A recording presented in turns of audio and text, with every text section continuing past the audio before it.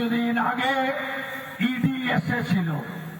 একজন গোপীবল্লভপুরে একটা বালি খাদানের মালিকের ম্যানেজার, তার বাড়ি থেকে আজহারউদ্দিন নাম না, তার বাড়ি থেকে ভাবতে পারেন বালি খাদানের ম্যানেজারের বাড়ি থেকে 65 লক্ষ টাকা এবং প্রায় 100 ভরির কাছাকাছি স্বর্ণ পাওয়া গেছে। ভাবতে পারেন তাহলে বালি খাদানের মালিকের কাছে কত পাওয়া যাবে। আপনারা গরিব থেকে আরো গরিব হয়েছেন। আপনাদের শিক্ষিত বেকার যুবক যুবতীরা শেষ হয়ে গেছে। মমতা বন্দ্যোপাধ্যায় এই এলাকায় সমগ্র জনমহল মহলে মানুষের যে একতা ছিল, ঐক্যবদ্ধতা ছিল, সাংস্কৃতিক যে ভাষা বলুন, সাংস্কৃতিক বলুন, তাদের যে মেলবন্ধন ছিল, আজকে বিভাজনের রাজনীতি করেছে।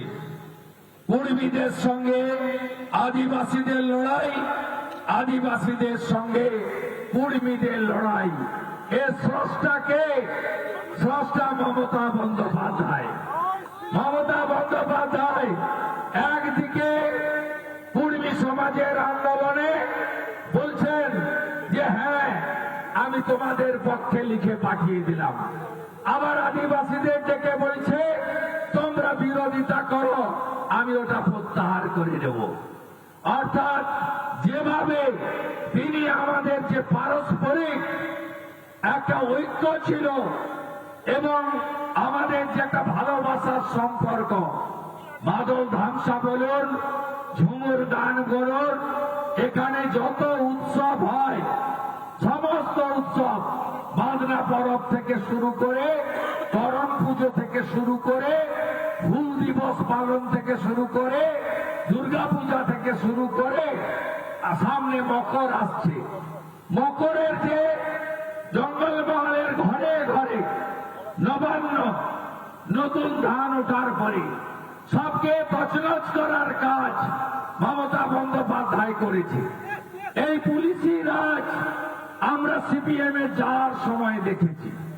সিপিএম এর আগে যারা নেতা ছিল জঙ্গলমহলে, তারা কেউ খারাপ ছিল না।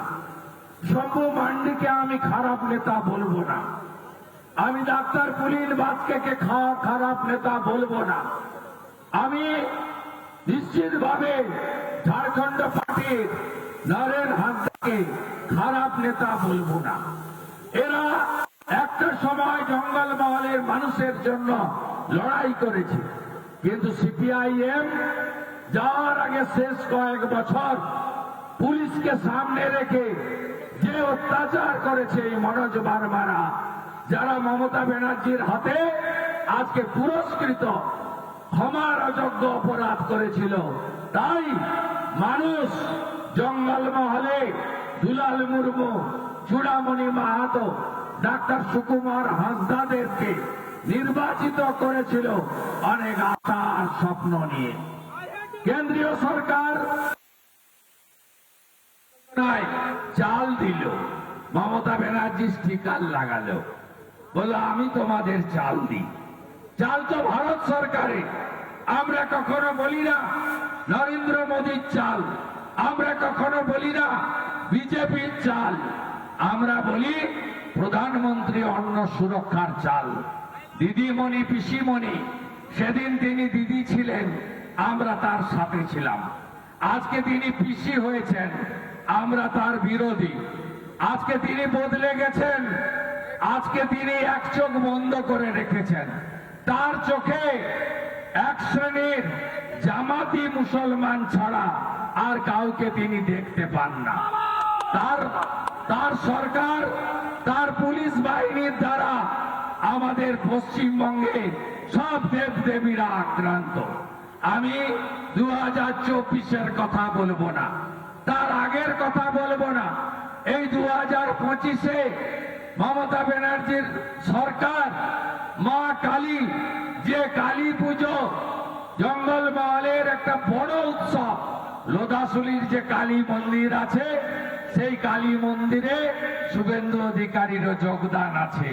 একজন হিন্দু হিসেবে আমি প্রতি বছর কালী পূজায় এসেছি। 2010-এ কালী পুজোর আনন্দ করতে পারিনি। চুন পাড়াতে উত্তম মাহাতোকে মেরে দিয়েছিল, যৌথ বাহিনী দিয়ে অ্যালসিসিয়ান কুকুর ছেড়ে দেওয়া হয়েছিল গ্রামে।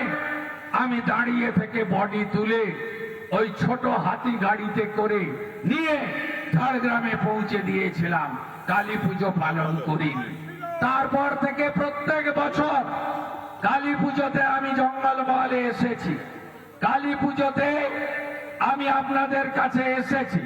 বাঁধনা পরব, খুটান উৎসব, করম পুজো, হুল দিবস পালন, আমি সব সময় আপনাদের কাছে এসেছি। নানা ধরনের কন্টেন্ট দেখার জন্য লাইক করুন, শেয়ার করুন আমাদের ফেসবুক পেজ, সাবস্ক্রাইব করুন আমাদের ইউটিউব চ্যানেল। পাশাপাশি অন্যান্য ব্রেকিং নিউজের জন্য অবশ্যই চোখ রাখুন রিপাবলিক বাংলায়।